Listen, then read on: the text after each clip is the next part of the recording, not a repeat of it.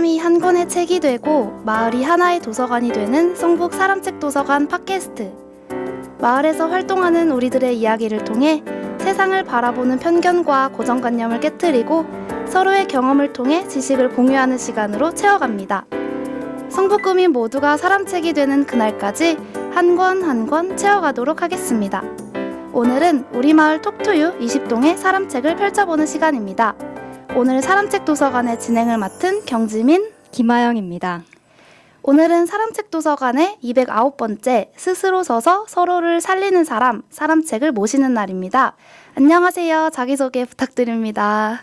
네, 안녕하세요. 네, 동선동에서 공감 민들레라는 대안학교에서 사이랩이라는 청년과정의 운영과 기획을 담당하고 있는 이혜민입니다. 네, 네, 반갑습니다. 반갑습니다. 성북구와의 인연은 어떻게 되시나요?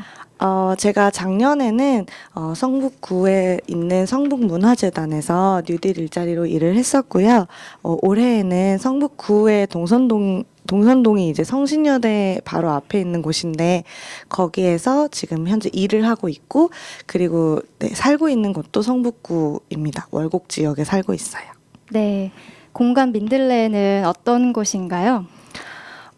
공감 민들레는 사실 시작된 거는 마포구에서 시작이 됐는데 아까 저를 소개하실 때 얘기해 주신 것처럼 좀 스스로 서서 서로를 살리는 그런 교육 공간이라고 할 수 있어요. 지금 14세에서 19세 사이의 청소년들이 다니는 대안학교이고 저희 같은 청년 과정의 사이랩 멤버들도 같이 활동을 하고 있는데요. 이제 사이랩은 조금 이제 청년들도 사실 청소년들처럼 진로 찾기가 굉장히 심각하게 문제가 되고 있잖아요. 그래서 그런 부분을 해결하기 위해서 함께 모여서 좀 커뮤니티 속에서 자신의 길을 찾아 나가는 그런 친구들이 모여 있는 곳이고 조금 토론이라던가 뭐 여러 가지 외부 활동 그리고 소모임 이런 것들이 활발하게 일어나고 있습니다. 네, 그 공간 민들레의 운영이 어떻게 되는지 간단하게 설명해 주시면 좋겠고 또 민들레에 또 깊은 의미가 있을 것 같아요. 민들레 의미도 설명해 주시면 좋겠습니다. 네, 민들레는 그 아주 예전부터 좀 잘 알려져 있는 그 의미가 있는데 저희가 이렇게 그 길을 다니면서 민들레를 보면 척박한 땅에서도 뿌리를 내리는 식물이고 꽃을 예쁘게 피운 다음에 그 홀씨가 이제 훌훌 날아가서 어디론가 또 정착을 하고 또 꽃을 피우고 이런 식물이잖아요. 그런 것처럼 공간 민들레를 거쳐가는 청소년들이나 아니면 사람들이 척박한 땅에서도 자기의 줏대를 바로 세울 수 있고 그리고 그것이 나중에 홀씨처럼 그 결과가 이제 사회 곳곳에 뿌리 내릴 수 있었으면 좋겠다. 이런 마음으로 지어진 이름이고요. 자세한 교육 과정은 사실 와서 청소년들이 매년마다 같이 짜기 때문에 자세히 설명드리기는 어렵지만 어쨌든 대략적으로 이야기하면 미리 정해져 있는 수업들, 예술이라던가 아니면 토론 수업 같은 것들도 있지만 또 제일 중요한 게 소모임 활동이라고 할 수 있어요. 그래서 각자의 관심사에 맞춰서 5명에서 10명 사이의 그런 친구들이 소모임을 구성해서 활발하게 활동하는 그런 구조입니다. 네. 그 선생님께서 그 서울시 교육청에서 주관하는 민들레 오디세이라고 한다고 들었는데 그건 뭔가요? 네. 저희 민들레가 함께 운영하고 있는 민들레 오디세이 학교가 있는데요. 서울특별시 교육청에서 자유학년제 제도로 만들어진 학교입니다. 자유학년제는 이제 그냥 보통 고등학교에 들어간 친구들도 이제 고등학교 교육이 너무 입시 위주 교육이고 주입식 교육이잖아요. 네. 그런 거에서 자유롭게 1년 정도 숨통을 틀 수 있는 시간으로 기획됐고 현재 4년째 진행 중이고요. 민들레라는 교육 현장 외에도 하자센터라던가 아니면 꿈틀학교 같은 다양한 대안학교에서 이 오디세이 학교를 공동 운영하고 있어요. 그래서 청소년들 17세의 청소년들이 고등학교 1학년에 들어가는 대신 이제 이런 다양한 교육 환경에서 교육 경험을 하면서 1년을 보내는 그런 제도입니다. 네. 그 사이랩이 청년 모임이라고 하셨는데 청년 모임은 어떤 활동을 하는지가 궁금해요. 이것도 사실 이제 찾아오시는 청년분들하고 같이 의논을 하기 때문에 조금 자세하게는 설명드리기가 어렵지만, 민들레에도 되게 중요한 부분이고 사이랩에게도 되게 중요한 부분이 이제 그룹 미팅이라는 시간이 있어요. 그 시간에 이제 자기가 배운 것들 또는 성장하고 있는 바에 대해서 서로 토론을 하고, 이제 동료들 또는 이제 함께 배우고 있는 친구들로부터 피드백을 받는 그런 시간인데요. 그 그룹 미팅이 가장 핵심에 있고, 그 밖에 이제 그 소모임 활동들이 이제 청소년들은 조금 더 정해져 있는 그런 테마를 가지고 이제 쭉 간다면, 저희는 계속해서 변형을 해가면서 소모임을 진행을 하고 있어요. 그럼 그룹 모임이나 프로젝트 모임으로 이렇게 커리큘럼이 이렇게 짜여진다고 하셨잖아요. 그래서 아이들이 가장 좋아했던 그런 시간이 있었을 것 같아요. 아니면은 또 교육적인 면에서 좀 효과가 있었던 시간, 어떤 게 있었는지 궁금합니다. 사실 청소년들하고 했던 활동 중에서 제가 가장 기억에 남는 거는, 민들레에서는 또 그 자기 진로를 자기가 주체적으로 찾아나가는 걸 굉장히 중요하게 여기는데, 그 진로 찾기 활동 중에 하나로 이제 딕스잇이라는 보드게임을 했어요. 근데 이 보드게임이 되게 재미가 있으면서도 그 추상적인 카드를 이렇게 돌아가면서 뽑아서 그 카드의 의미를 추측하는 게임인데, 그 카드의 의미를 얘기를 하면서 자기의 어떤 속마음에 있는 이야기도 이렇게 자연스럽게 툭 던지듯이 얘기를 하게 되는 거예요. 그러면은 자기 얘기를 이렇게 자기도 모르는 새에 공유를 할 수 있게 되고, 그거에 굉장히 경청해주는, 물론 그 친구들은 이제 그걸 맞추려고 경청하는 거지만 근데 그런 경청해주는 친구들의 모습을 보면서 위로도 받고, 요런 시간들이 있었는데, 나중에 아이들이 그렇게 게임을 하면서 시간을 보낼 줄 몰랐다라고 얘기하기도 하고, 또 그 게임을 하면서 내 이야기를 할 수 있어서 좋았다, 이런 얘기도 하는 걸 들으면서 되게 저도 이건 의미가 있다, 이렇게 생각했던 것 같아요. 저는 그럼 공간 민들레가 대안교육 공간이라고 이게 설명이 되잖아요. 그래서 대안교육이 또 지향하는 점, 아니면 또 공간 민들레가 또 아이들에게 가르쳐주고자 하는 점에 대해서 어떤 게 있을까요? 대안교육은 사실 90년대 말에 처음 생길 때부터 이제 이름이 대안이라는 거에서부터 아실 수 있다시피, 기존의 공교육의 문제의식을 느낀 사람들이 이제 그럼 입시 위주 교육, 그다음에 주입식 교육, 그리고 서열화 되어 있는 그런 교육의 대안으로서 만들어진 교육인데요. 사실 지향점이라고 하면 딱히 계속 공교육에 대안을 하겠다는 것이 아니라 더 좋은 교육을 만들어내려고 하는 것이 지향점인 것 같고, 그렇게 하는 저희의 노력이 이제 지금 학교를 다니고 있는 모든, 또는 학교를 다니지 않은 모든 청소년들과 어린이들에게 좀 제2, 제3의 선택지를 여러 가지를 줄 수 있게 하는 그런 수단이 될 것 같다라는 생각에서 계속해서 이렇게 활동을 하고 있는 것 같아요. 왜냐하면 좀 기존의 공교육은 왜 배워야 하는지를 질문하게 두지 않은 채 계속해서 그냥 너넨 학생이니까 공부하는 게 일이야, 이런 식으로 좀 아이들을 몰아붙이는 측면이 있는데, 대안교육에서는 좀 질문하게 하고, 그 질문하에서 답한 내용을 아까도 말했듯이 친구들과 계속 공유하게 하거든요. 그런 작업들이 필요한 아이들도 분명히 있을 텐데, 그런 가능성을 조금 제공하고자 하는 것이 저희가 원하는 바인 것 같습니다.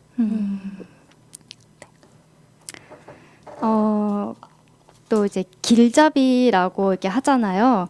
그 길잡이는 어떤 역할을 하시는 건지, 또 이제 길잡이나 또 길찾기로 표현을 하시는 이유가 또 특별히 있을 것 같은데, 어떤 게 있나요? 네, 공감민들레에서는 이제 선생님을 교사 또는 선생님이라고 부르지 않고 길잡이라고 부르는데요. 뭐 이렇게 좀 어른들 대할 때는 길잡이 교사 이렇게 합성어로 하기도 하지만, 길잡이라는 거는 이제 길잡이 별에서 따온 거기도 하고, 또 그냥 길잡이라는 말 자체가 담고 있는 의미가 다른 길을 가고 있는 사람들의 조금 앞에서 이 길에 대해서 안내를 해준다, 그런 사람이다라는 의미를 담고 있는데, 교사라는 이름이 사실 원래 뜻은 되게 좋은 뜻인데 선생님도 그렇고 한국 사회에서 쓰이면서 조금 그 의미가 변질된 면이 있는 것 같아요. 그러니까 그냥 뭔가 자기의 경험을 앞세워서 이러라 저래라 가르치려고 드는 사람이라는 이미지가 있고 이미 그 말부터가 위계의 관계가 생겨버리기 때문에 교사와 학생 이렇게 자기의 관계를 정해버리면 할 수 있는 얘기가 훨씬 적어지고 아이들도 좀 부자유스럽다고 느끼는 것 같아요. 그래서 이제 아무래도 이제 공감 민들레는 민들레 출판사라는 교육 전문 출판사에서부터 시작이 된 기관이다 보니 조금 언어를 중시하는 측면이 있어서 이런 기존에 쓰이고 있던 언어를 조금 다른 방식으로 이제 바꾸는 거에 되게 관심이 많고 그래서 길잡이라는 의미도 좀 원래 선생이나 교사 같은 말이 담고 있는 원래 이미지를 최대한 살리기 위해서 그런 말을 짓게 된 것 같고 길찾기라는 단어도 비슷합니다. 진로교육이라는 단어를 쓰면 말하자면 직업교육이나 아니면 특성화 교육 같은 걸 생각하기가 쉬운데 저희가 하는 진로교육은 조금 더 본인이 본인의 길의 주인이 되어서 나아가는 그런 교육을 의미하기 때문에 길찾기 교육 이런 식으로 말을 바꿔서 쓰고 있는데 이게 가져다 주는 단점도 있어요. 잘 소통이 안 돼요, 사람들이랑. 그냥 저희가 저희가 붙인 이름을 얘기하다 보면 근데 한편으로는 그 본질적인 의미를 계속 설명하면서 소통을 하게 되니까 그런 점은 장점인 것 같습니다. 네, 제가 그 공간 민들레에 직접 가봤잖아요. 뭐 짧은 시간이었지만 또 거기 보니까 아이들이 되게 즐겁게 그 시간을 보내고 있는 것 같았어요. 그래서 선생님이 길잡이로서 또 민들레에 있으시면서 또 행복했던 점, 아이들과 함께 하면서 너무 즐거웠던 점 있으면 마음껏 자랑을 해주셔도 좋을 것 같습니다. 네. 보셨다니 얘기가 빠르겠는데 제가 사실 길잡이로 일하게 된 건 올해가 처음인데 그 전부터 청소년들하고의 계속 접점은 있었어요. 이 공간하고의 접점도 있었고요. 조금 저 자신이 청소년일 때부터 많은 위로를 받기도 했었고 청년기가 되어서도 이렇게 청소년들과 함께하는 삶이 그냥 좋았던 것 같아요. 그래서 자주 찾아가게 됐는데 일단 제가 그 민들레에서 이제 수업도 하고 그 다음에 이런 청년 과정 운영을 하면서 아이들하고 만날 때 가장 좀 재밌었던 거는 이제 이 아이들이 자기 표현을 하기에도 굉장히 좋아하지만 다른 사람이 자기에게 표현해 주는 걸 듣는 것도 굉장히 좋아하고 그러니까 기본적으로 좀 배우려고 와서 그런지 조금 자기 자신이 어떻게 보이는지에 대한 관심도 많고 그러니까 저한테 항상 물어보거든요. 쌤, 뭐 저 이렇게 하면 어때요? 뭐 쌤, 저 뭐 지금 잘하고 있어요? 이런 얘기도 물어보고 그리고 제가 관심을 주면 그런 걸 굉장히 좋아하고 뭔가 공교육에서는 40명은 너무 옛날인가? 30명 중에 1명 이런 식으로 이제 한 반에서 되잖아요. 근데 맞아요. 저희는 15명 정도의 친구들이 서너 명의 길잡이와 함께 생활을 하고 있기 때문에 뭔가 한 명 한 명에게 더 밀착해서 이렇게 이야기를 나눌 수 있는 것 같고 그런 점에서 굉장히 아이들이 만족하는 모습을 볼 때마다 저도 이것이 조금 괜찮은 길이다. 아이들한테 우리가 나쁜 짓을 하고 있는 건 아니다. 이런 생각을 하게 되고 아이들 한 명 한 명을 이제 인격체로서 대하게 되는데 그런 인간적인 소통이 일어날 때 가장 기쁜 것 같습니다. 또 아이들과 이제 함께하는 시간이 정말 많으시잖아요. 그래서 저는 이제 청소년에서 벗어난 지가 조금 됐는데 지민 DJ는 아직 얼마 안 돼서 청소년의 고민이 뭔지 좀 공감을 할 수 있을 것 같아요. 그래서 요즘 아이들이 어떤 생각을 하는지 궁금하거든요. 제가 얘기를 한번 해볼 테니까 진짜 맞는지 아닌지 한번 얘기를 해보시는 것도 좋을 것 같아요. 제가 꾸준히 느껴왔던 이제 가장 큰 근데 절대 저는 이것이 뭐 문제 증상이라던가 아니면 뭐 병리 현상이라던가 이게 되게 심각하다 이렇게 얘기하고 싶진 않고 그냥 진단되는 점이라고 얘기하고 싶은데 조금 그 동력이 스스로 떨어져 있다는 느낌을 받아요. 그러니까 예를 들면 예전에는 뭔가 사회 공통적인 어떤 목적 같은 것이 있었던 것 같아요. 우리나라가 좀 더 잘 살아야 된다라던가 좀 더 민주화가 되어야 한다라던가 운동이라던가 뭐 하다못해 스포츠라도 근데 요새는 조금 그런 목적 같은 것들이 좀 많이 분산되어 있다는 느낌이 들고 더더군다나 청소년들은 내가 왜 공부를 해야 하지? 심지어 내가 왜 살아야 하지? 그러니까 이게 부정적인 의미로가 아니라 조금 그냥 무기력한 그런 느낌들이 많이 보여진다고 생각이 들고 심지어 이제 대안학교에 공부를 하러 온 친구들도 이제 뭔가 열정이 처음에는 있다가 나중에는 이걸 왜 해야 돼요? 왜 해야 하는지 모르겠어요. 그리고 이거 안 하면 안 돼요? 이런 이야기들을 꽤나 많이 줘요. 그러니까 조금 재밌어 보이는 예술 수업이라던가 컴퓨터 수업이라던가 이런 걸 같이 해도 하다 보면은 좀 빨리 질리고 뭔가 안 하면 안 되나? 뭐 이런 생각을 그냥 누워있고 싶다. 그냥 집에 가고 싶고 PC방이나 가고 싶다. 이런 생각을 되게 많이 하는 것 같아요. 근데 이런 것들이 사실은 저는 사회가 조금 이 친구들에게 동력을 심어주지 못한 것도 이유가 있다고 생각해요. 그러니까 사회에 자기 자리가 없다고 생각을 하니까 내가 열심히 해도 의미가 없다고 생각을 하는 거죠. 그래서 몇몇 이제 공부를 열심히 해야 해라는 그런 목적의식이 뚜렷한 친구들이나 사실 열심히 학교 생활을 하지 조금 대부분의 친구들은 기본적으로 잔잔한 무기력 속에서 그냥 하루하루 살다 보면 끝나겠지 뭐 2학년 다 하면 3학년 되겠지 이런 식으로 생각을 하는 게 조금 제가 보기에는 안타까운 측면이 있죠. 네, 그래서 저는 언제나 항상 이게 의미는 지금은 모르는 거야. 좀 지나면 알 수도 있어. 이렇게 얘기하는데 그렇게 얘기하는 제 모습이 뭔가 좀 꼰대 같아 보이진 않을까. 너는 어른이니까 그렇게 얘기하지. 이렇게 들리진 않을까 걱정됩니다.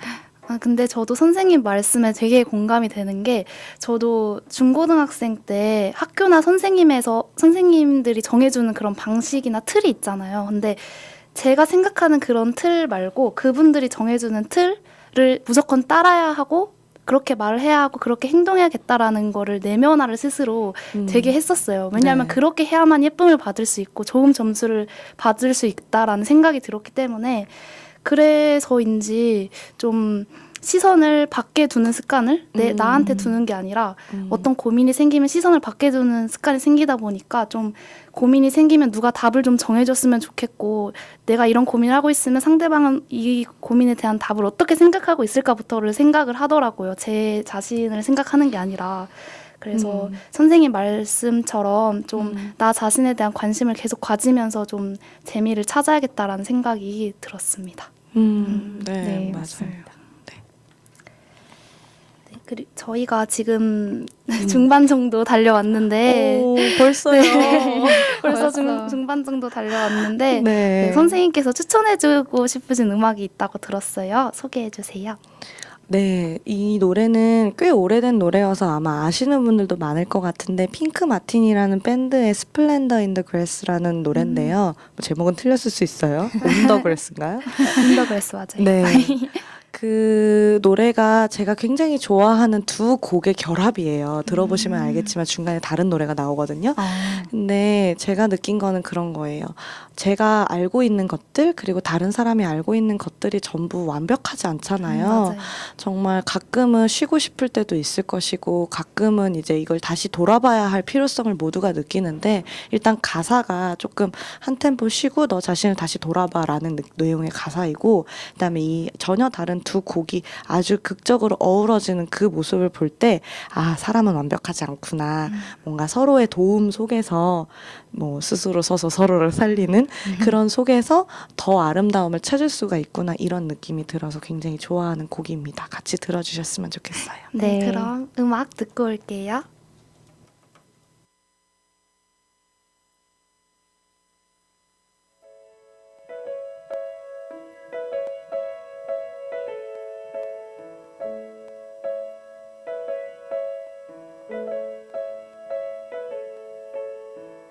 I can see you're thinking, baby, I've been thinking too, about the way we used to be and how to start anew. Maybe I'm a hopeless dreamer, maybe I've got it wrong, but I'm going where the grass is green if you'd like to come along.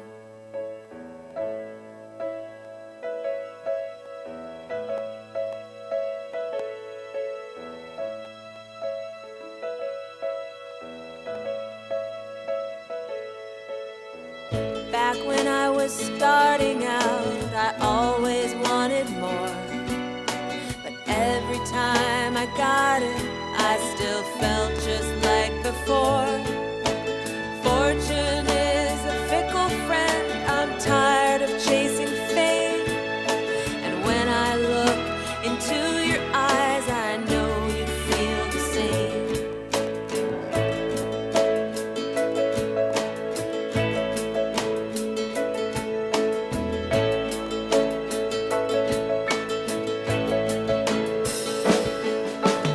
All these years of living large are starting to do us in. I won't say it wasn't fun, but now it has to end. Life is moving oh so fast, I think we should take it slow. Rest our heads upon the grass and listen to it grow.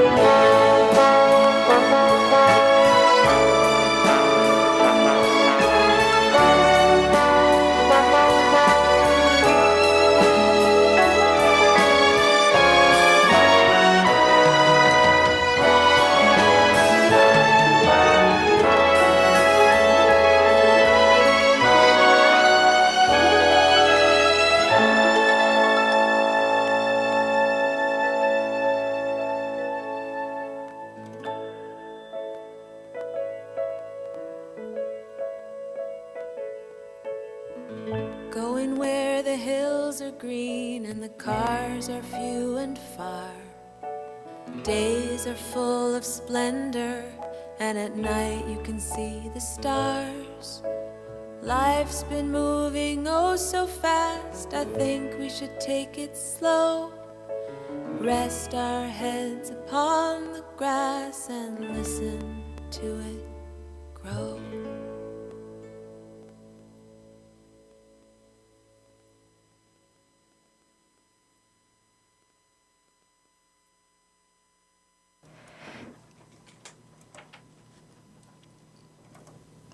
네, 노래 듣고 왔습니다. 핑크 마티니의 스플렌더 인더 클래스 맞나요? 클래스? 네, 듣고 왔습니다. 네, 노래 너무 좋은데요. 중간에 클래식도 들어가서 왜 좋아하시는지 알 것 같아요. 감사합니다. 저희가 이제 공간 민들레에 관해서 또 대한 교육에 관해서 이제 이야기를 나눠봤는데 네. 이제는 또 사람책 분이 어떤 분이실지 이제 정말 궁금해요. 네, 맞아요. 그래서 사람책 분에 대해서 더 알아가는 시간으로 진행해 보려고 하는데요. 저는 대한교육에 관심을 가지게 된 계기가 되게 궁금해요. 어떤 게 있었을까요? 사실 네. 너무 옛날 얘긴데.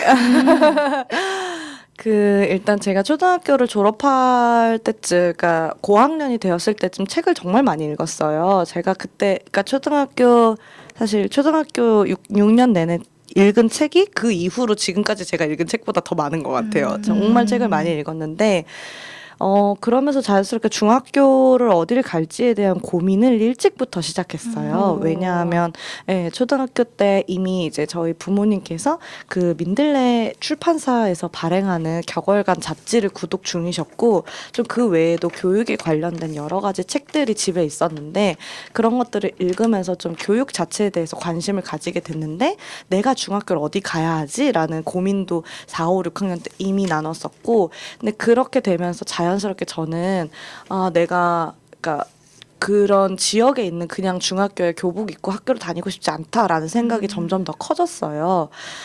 제가 지금 기억나는 주된 원인은 이제 거기에 되게 그 무서운 언니들이 많았기 때문에 그런 것도 하나 있었지만, 그냥 저는 제가 좋아하는 책을 많이 읽으면서 좀 제가 느끼는 이 질문들에 막 답을 하면서 살고 싶은데 왠지 중학교는 그러지 못할 것 같았고, 그래서 대한교육에 관심을 가지고 대안학교들에서 여는 그런 캠프 같은 거에도 방학마다 데마다 다니고 이러면서 관심을 키워오다가 이제 중학교를 결국 대안학교를 가게 됐고, 대안학교를 다니고 졸업을 하고 나서 또 더 관심이 더 커진 것 같아요. 그러니까 이런 것을 일단 내가 경험을 했는데 내 삶에 어떤 영향이 있는 걸까, 이런 걸 고민하게 되기도 하고, 또 제 친구들의 삶을 보면서 같은 교육을 받았어도 이렇게 다르게 살아가는구나, 이런 것들이 좀 더 많은 청소년들에게 주어졌으면 좋겠다, 이런 기회가.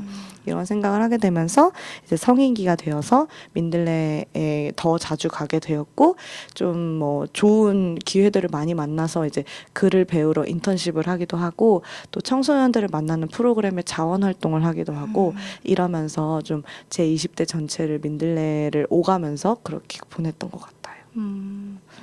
전 중학교를 어떤 중학교를 갈지 그런 걸 고민하셨다는 게 되게 신기한데요. 네, 맞아요. 저는 어떤 예쁜 교복이 있는 맞아요. 중학교 막 이런 거 가까운 생각하고 곳. 그랬는데 그렇죠. 가는 건 당연하고 이제 어딜 갈 것이냐, 네. 이렇게 정하게 마련인데, 그래서 저도 초등학교 때 선생님들이 저한테 늘 하셨던 말씀이, 너는 모른다. 너는 초등학생이고 네가 어딜 가면 좋을지 네가 어떻게 아냐, 이런 얘기를 항상 하셨었는데, 그냥 저는 안다고 생각했어요. 내가 제일 잘 알지, 이렇게 맞아요. 생각했던 것 같아요. 저는 그 요즘에 관심사가 또 궁금합니다. 어떤 관심사가 있으신지, 또 아무래도 교육을 하시니까 또 요즘 아이들에 관해서 또 아이들이 생각하고 또 고민하는 거에 대해서 어떤 또 그거에 대한 또 고민도 많으실 것 같아요. 또 어떤 분야로 관심을 가지고 계신가요? 저는 기본적으로 관심사가 너무 많은데요. 일단은 꾸준히 가져왔던 관심사 중에는 일단 교육이 있고, 그러니까 교육의 방향성 이런 거 자체가 그냥 제 관심사고, 그다음에 작년에 이제 성북문화재단에서 일하면서 문화 기획에도 되게 관심이 많이 생겼어요. 그러니까 기본적으로 사람들이 이 공간, 이 시간을 어떻게 즐겁게 보낼 수 있을까를 연구하는 그런 일이라고 생각하는데, 네, 문화 기획에도 굉장히 관심이 많고, 좀 대중문화에도 굉장히 관심이 많아요. 그러니까 드라마, 영화를 잘 보진 않지만 영화 배우들 외우는 거 되게 좋아하거든요. 그리고 이제 아이돌 문화나 아니면 어떤 만화책이나 이런 것도 굉장히 좋아해서 저 자신의 취미로서도 그런 거를 많이 보고 많이 이제 습득을 하는 편이지만, 또 그게 또 그러니까 의도한 것은 아니지만 이제 아이들을 이해하는 데도 좀 도움이 되는 것 같아요. 특히 저는 유튜브 말해도 되죠? 네, 말해도 됩니다.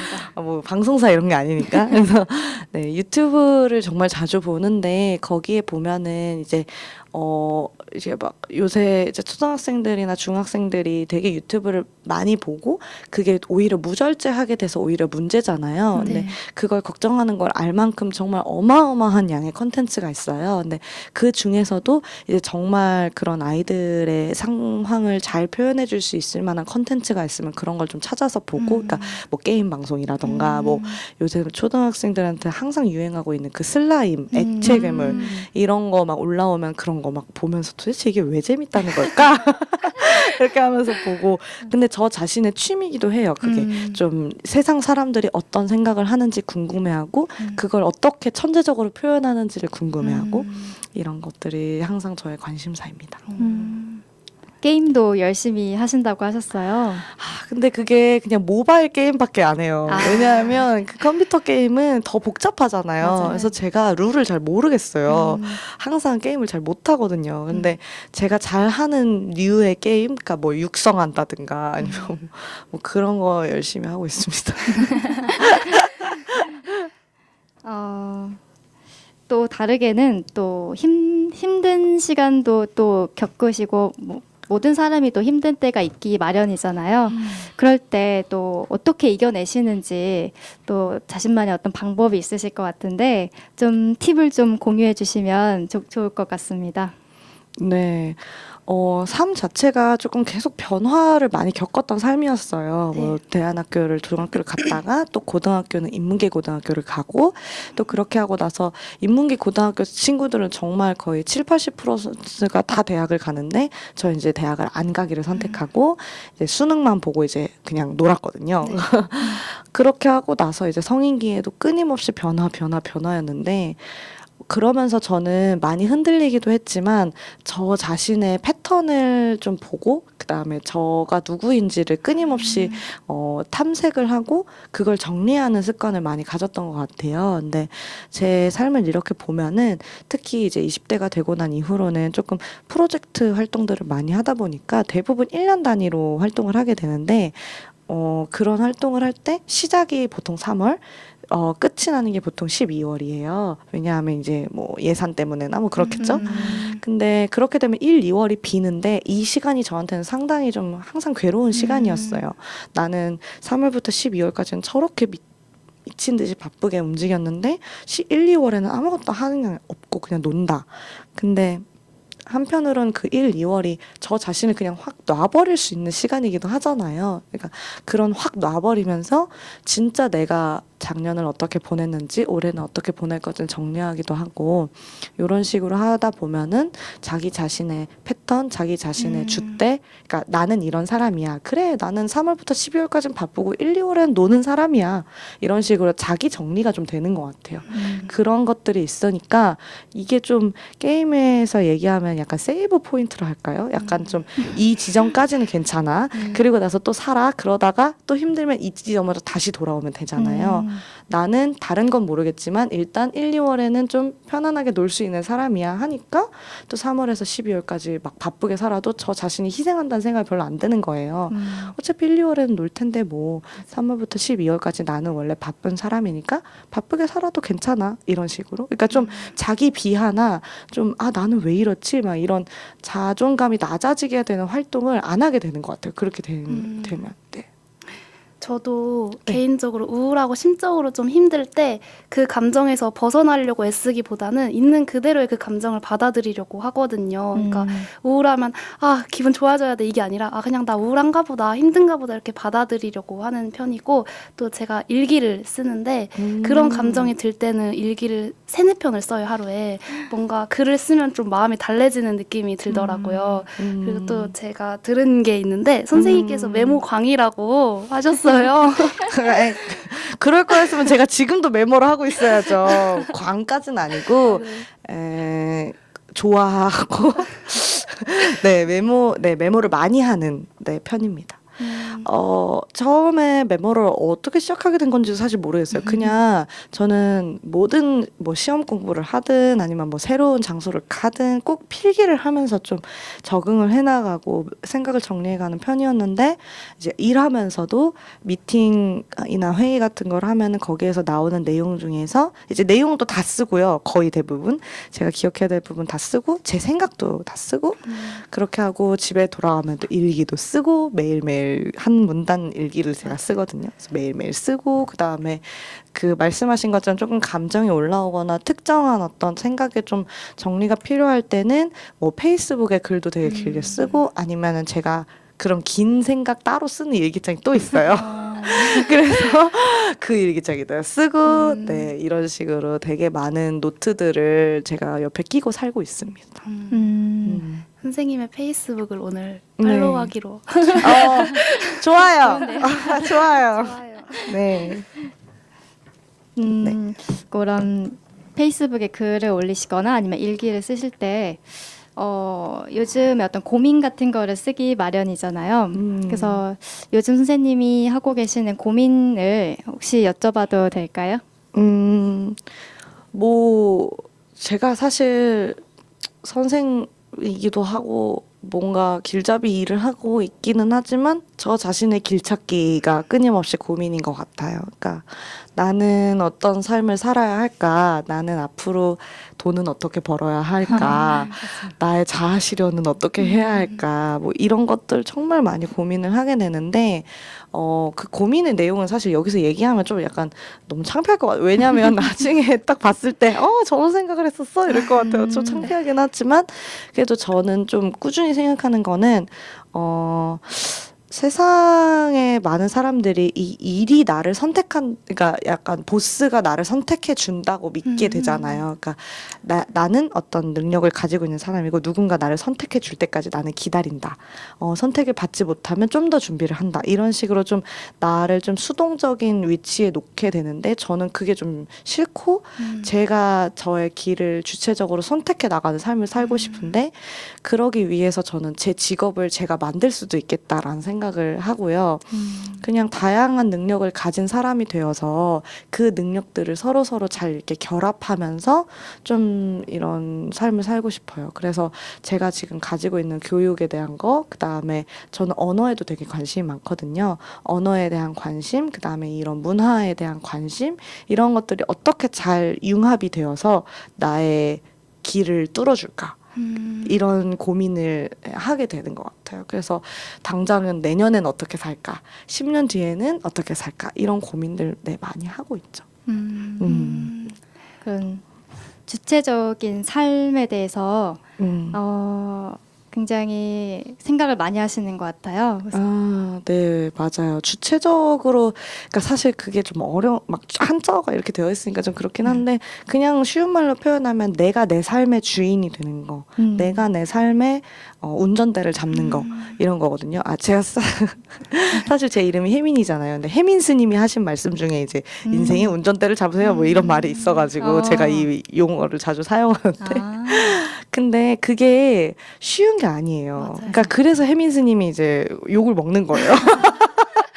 아니, 스님이 잘 모르는 삶의 방향도 있잖아요. 그 스님이 아시는 삶의 방향성도 있지만 저 같은 삶을 어떻게 그 스님이 아시겠어요. 저는 완전 되게 대안적이고 막 되게 막 그런 삶인데. 그래서 이런 좀 변화무쌍한 삶을 살다 보니 운전대를 잡는 것도 쉬운 일은 아니구나. 이 운전대를 잡는 것도 어느 정도의 좀 희생이나 아니면 어떻게 보면 좀 노력을 필요로 한다라는 생각이 많이 들고 이게 가끔은 굉장히 힘들어질 때가 있죠. 그래서 그럴 때는 주변에게 꼭 의지를 해야 돼요. 내가 혼자 다 하려고 하면 안 돼요. 그래서 저는 청소년들한테도 너무 이제 주인이 일단 되기는 되는데 그게 이제 힘든 거는 너의 잘못이 아니다. 네가 아직 준비가 안 된 걸 수도 있고 모든 사람이 다 홀홀단신으로 살지 않는다.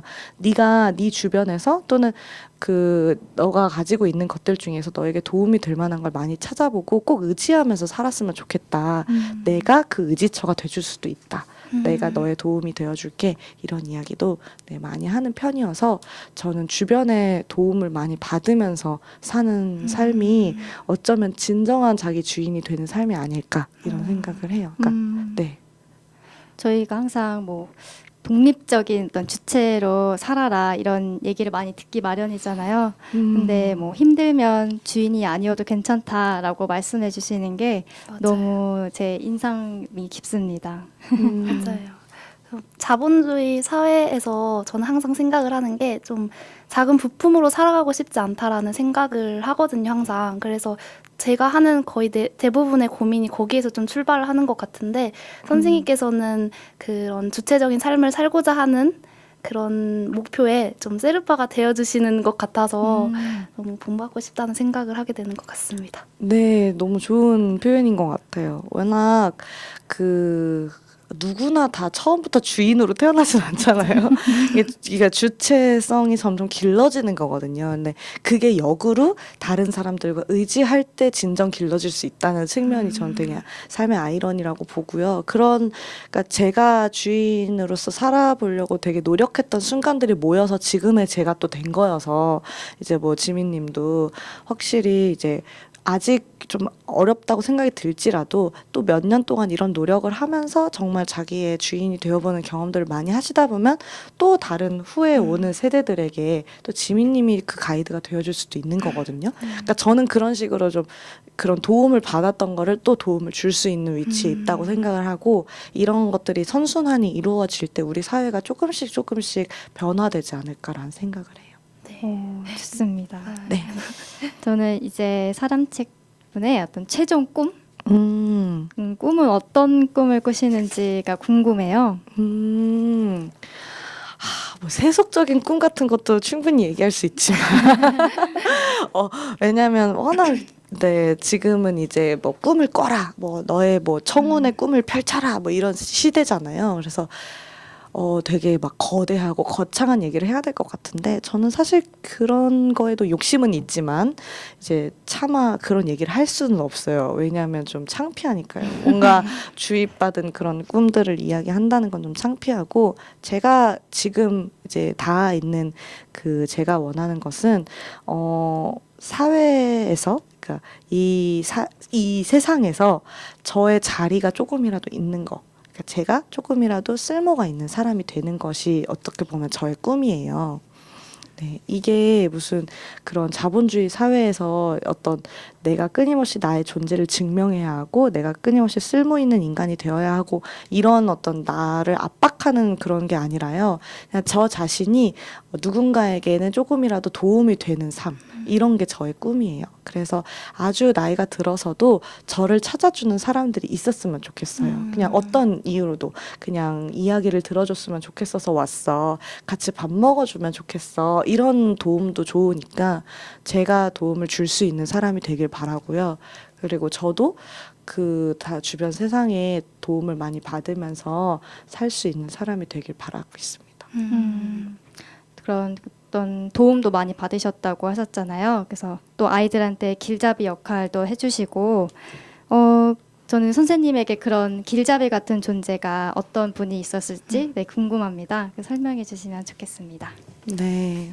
이 방송을 듣고 계신 모든 저희 선생님분들이 섭섭해하지 않으시길 바라면서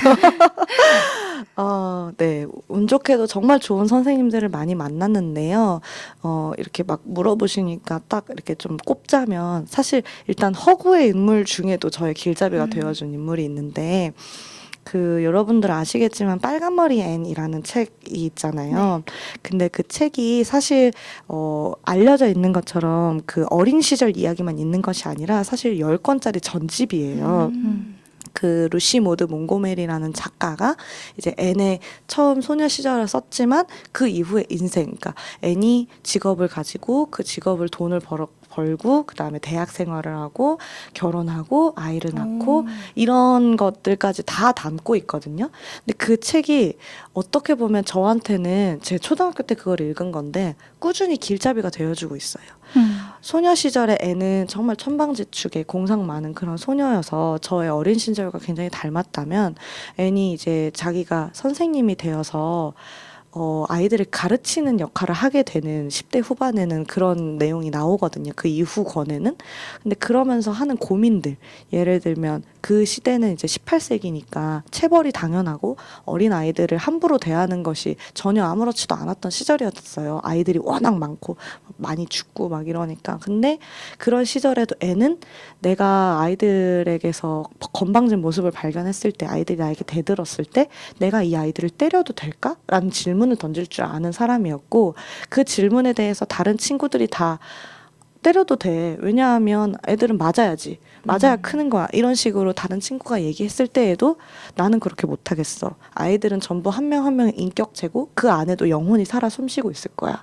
이렇게 얘기하면서 나는 내가 소녀 시절이었던 때를 잊지 못해. 지금 아이들도 나처럼 그렇게 예민한 감성과 그 다음에 세상을 바라보는 자기만의 시각을 충분히 가지고 있어. 이러면서 아이들 한 명 한 명을 내가 어렸을 때 받고 싶었던 그 존중을 해주면서 그렇게 어른이 되어가는데 그런 모습을 보면서 저는 굉장히 많이 배웠고 지금도 힘들 때마다 그걸 보면서 많이 위로를 얻고 있고요.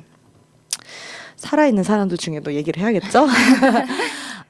좀 의외의 인물일 수도 있겠는데 이제 지금 현재 서울시장을 하고 계시는 이제 원순 씨라는 네, 박원순 서울시장님이 계시는데요. 네. 이분하고는 제가 어렸을 때부터 그 이제 20살 때부터 이제 제가 희망제작소라는 그 단체의 후원 회원이었는데 후원의 밤에 어떤 이벤트에 제가 당첨이 되면서 이분과 이제 이렇게 독대를 할 수 있는 그 상황이 주어졌던 적이 있었어요. 근데 그때 한 2-3시간 정도 이야기를 제가 살아온 이야기를 했고 제가 어떻게 살고 싶다라는 이야기를 했는데 거기에서 저가 가지고 있는 가장 최상의 장점들을 쏙쏙 골라가지고 되게 잘 얘기를 해주시는 거예요.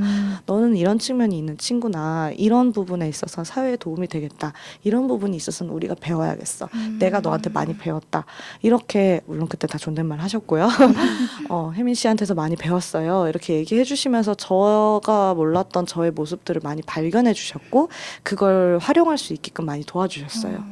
그래서 그 이후로도 근근히 이렇게 뵐 때마다 항상 저의 삶에 대해서 물어봐 주시고 그 제가 살고 있는 삶의 좋은 점들을 봐주시는 것 같아요. 제가 프랑스어나 영어 같은 언어를 배우고 있을 때에도 네가 예술에 관심이 많으니까 프랑스어를 배우는 건 굉장히 좋은 선택일 거야. 이렇게 저 자신이 어떤 사람인지를 봐주시고 제가 하고 있는 잘한 점들을 항상 얘기를 해주시니까 이게 그냥 무의미한 칭찬, 뭐 너 잘하고 있어, 괜찮아, 잘 될 거야 이런 것보다 훨씬 저의 삶에 도움이 많이 됐고 사회에 나를 이렇게 지지해주는 어른이 있어, 나를 알아봐주는 어른이 있어 이런 것이 저에게 있어서 굉장히 꾸준히 길잡이가 되어주고 있는 것 같습니다. 또 이제 또 네. 어머니가 굉장한 또 좋은 영향을 많이 주셨다고 들었어요. 네. 어떤 분이셨나요? 엄마랑 어제도 통화했는데 저는 일단 사실 어머니하고 굉장히 좋은 관계를 유지하고 있는데요. 그럴 수 있는 건 어머니의 노력이 굉장히 크다고 생각해요. 제 노력도 물론 있지만 제가 아까 얘기했던 대로 저 자신의 줏대를 가지는 것을 굉장히 제 삶에서 중요한 부분이라고 생각한다고 했는데요. 그 줏대를 항상 의지해주고 약간 거기에 물을 주시는 분이 엄마세요. 그러니까 제가 아주 초등학생 때부터 아침에 일어나는 걸 정말 힘들어했어요. 그래서 학교 가는 걸 되게 힘들어하고 했는데 다른 사람들이 다 절대 안 된다. 그건 고쳐야 된다. 학교를 안 간다니 제정신이냐 이럴 때 엄마는 안 갈 수도 있지. 안 갈 수도 있지. 나는 그게 혜민이의 선택이라면 혜민이가 왜 그런 생각을 했는지 알기 때문에 나는 밀어줄래. 이렇게 얘기하시는 분이었고 꾸준히 지금도 제가 어떤 선택을 할 때 나는 네가 그 선택을 왜 했는지 믿기 때문에 그 이유를 믿기 때문에 너의 선택도 믿어. 이렇게 얘기해 주시는 분이고 저의 어떤 가장 안 좋은 부분이라던가 제가 항상 고쳐야 될 부분 저조차도 나는 이 부분이 진짜 안 좋아. 고쳐야 돼 라고 생각하는 그런 부분조차도 어머니는 계속 그래도 네가 예를 들면 뭐 아침에 못 일어나는 그런 부분들도 네가 어쨌든 그 아침에 못 일어나서 뭐 이렇게 아침에 조금 지각을 하는 것이 불성실이 아니라 네가 제 시간에 나간다고 해도 그냥 의자에서 멍 때리면서 앉아 있는 게 불성실이다. 네가 나가서 열심히 성실하게 너를 만회하려고 노력하는 걸 내가 안다. 그러니까 너의 패턴을 네가 긍정하고 받아들일 수 있어야 해라고 저 자신에게 자기 긍정을 많이 가르쳐 주셨고 좀 다 뭐 애니든 아니면 원순 씨든 엄마든 좀 그런 부분에서 좀 닮아 계신 것 같아요. 좀 꾸준히 하나의 일관성을 가지고 저를 봐주시면서 어떤 자기 긍정, 자존, 자립 이런 걸 할 수 있게끔 많이 도와주셔서 제가 지금의 제가 될 수 있는 게 아닐까 이런 생각을 하고 있습니다. 네, 빨간머리엔 박원순 현 서울시장님 그리고 어머니 이렇게 세 분이 선생님에게 길잡이 역할을 해주신다고 하셨어요. 네. 이분들을 통해서 배운 걸 토대로 이제 앞으로 선생님들한테 배우는 학생들에게 이제 추후에 본인의 길잡이 역할을 하는 분이 있냐라고 물었을 때 선생님의 얘기가 꼭 나오길 바라겠습니다. 감사합니다. 오, 아직은 절대 그렇게 되지 않겠지만 그래도 네, 노력해 볼게요. 네, 그리고 마지막으로 벌써 시간이 이렇게 시간이 많이 흘렀는데 흘렀습니다. 네, 오늘 나오신 소감에 대해서 말씀해 주세요. 짧게 부탁드릴게요. 네. 짧게 못하는데.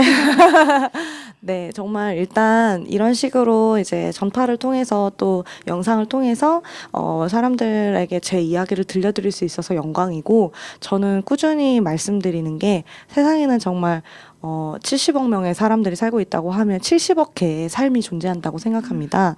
그 삶의 방향성이 남들과 다르다고 해서 절대 그게 나쁜 것이 아니거든요. 당연한 거거든요. 네. 그래서 각각의 다른 삶의 방향성 중에 혹시나 저의 삶의 방향성과 비슷한 점이 있으시다면 제 이야기가 꼭 많은 참고가 되셨길 바라고 있고요. 앞으로도 성북구에서 계속 활동을 할 테니까 만나는 분들마다 반갑게 인사할 수 있었으면 좋겠고 오늘 두 분 네, 너무 감사했습니다. 감사합니다. 감사합니다. 저희가 더 네. 그리고 저희가 사람책 분들에게 공통으로 드리는 질문이 3가지가 있어요. 네. 그 추천해주고 싶은 책이랑 음악은 말씀해주셨고 네. 그 사람책 추천해주고 싶다고 말씀을 해주셨어요. 네. 사실은 제가 오는 길에 내가 추천해주고 싶은 사람책이 없는데 이렇게 생각을 했는데 저는 저를 추천하면 어떨까? 그러니까 음악 나가는 도중에 네. 말씀을 해주셔가지고 맞아요. 그러니까 없어요. 분명 없었는데, 근데 그게 없어서 없는 게 아니라 정말 많은 아직 숨겨진 사람책 분들 되게 많다고 생각해요. 그래서 저는 제가 오늘 못다한 이야기가 되게 많거든요. 그래서 그 얘기를 한 번 더 하면서 이제 그때는 진짜로 어떤 추천해주고 싶은 릴레이를 하고 싶은 그런 분을 그때까지는 꼭 생각해 온다거나 이런 방법도 제안해 드릴 수 있지 않을까. 네, 그렇게 생각합니다. 선생님을 이곳에서 네. 다시 보는 날을 기대하고 있겠습니다. 네, 또 네. 뵙고 싶습니다. 꼭 다시 불러주세요. 너무 네. 재밌는 것 같습니다. 네. 네, 오늘 정말 좋은 얘기 말씀 많이 해주셔서 정말 오늘 고생 많이 하셨고요. 저는 선생님을 이렇게 표현해 보고 싶습니다. 또 강한 뿌리처럼 깊은 생각을 가지고 또 진심을 담은 마음을 호씨처럼 아이들에게 전달하는 민들레 같은 이혜미님께 오늘 다시 한번 감사의 말씀을 전해드립니다.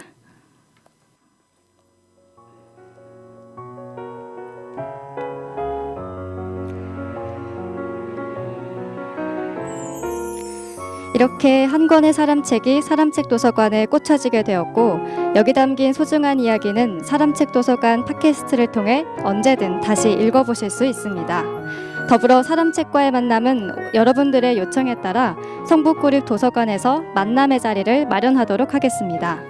듣고 계신 여러분들을 이 자리에 모시는 그날까지 성북 사람책 도서관이 나아가겠습니다.